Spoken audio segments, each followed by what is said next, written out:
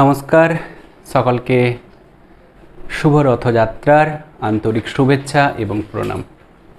আজকে আমরা বাংলা এসএলএসটি সাবজেক্টের মক টেস্ট নিয়ে কথা বলবো। দেখতে দেখতে প্রায় একটা মাস কিন্তু আমাদের চলে গেল, তাই না? এবার আমাদের কি করতে হবে? বেশি বেশি করে মক টেস্ট প্র্যাকটিস করতে হবে প্রত্যেকটা দিন। এবার যেমন আমরা লাইভ ক্লাস করব, যেমন আমরা টপিকগুলো পড়াশুনো করব, তার সাথে সাথে একটা একটা করে আমরা এবার থেকে মক টেস্ট প্র্যাকটিস করব। কারণ দেখতে দেখতে এক মাস চলে গেছে, হাতে আর মাত্র জুলাই আগস্ট 2 মাস সময় আছে, তাই না? তাহলে এই মুহূর্তে বা এই সময় থেকে আমাদের অনেক বেশি বেশি প্র্যাকটিস করতে হবে।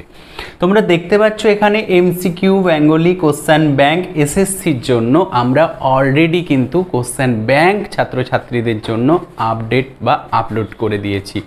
যদি দেখতে চাও এখানে দেখো লেখা আছে ব্যাকরণ, এক একটা সেট দেখে নাও। টোটাল ব্যাকরণ 1 থেকে শুরু করে আন্তর্জাতিক সাহিত্য। আরেকটু যদি আমি শুধুমাত্র ব্যাকরণটাকে যদি আমি দেখাই, প্রিভিয়াস যদি আমি চলে যাই, এখানে তোমরা দেখতে পাবে ব্যাকরণ 9, 10, 8, 6 এইভাবে করে ব্যাকরণের উপর টোটাল আমরা 10টা সেট অলরেডি আপলোড করে দিয়েছি। এরপর যদি আমরা দেখি নেক্সট ব্যাকরণের পর আমাদের যেগুলো রয়েছে, এখানে দেখো আন্তর্জাতিক সাহিত্য রয়েছে, আন্তর্জাতিক সাহিত্য থেকে আধুনিক সাহিত্য রয়েছে।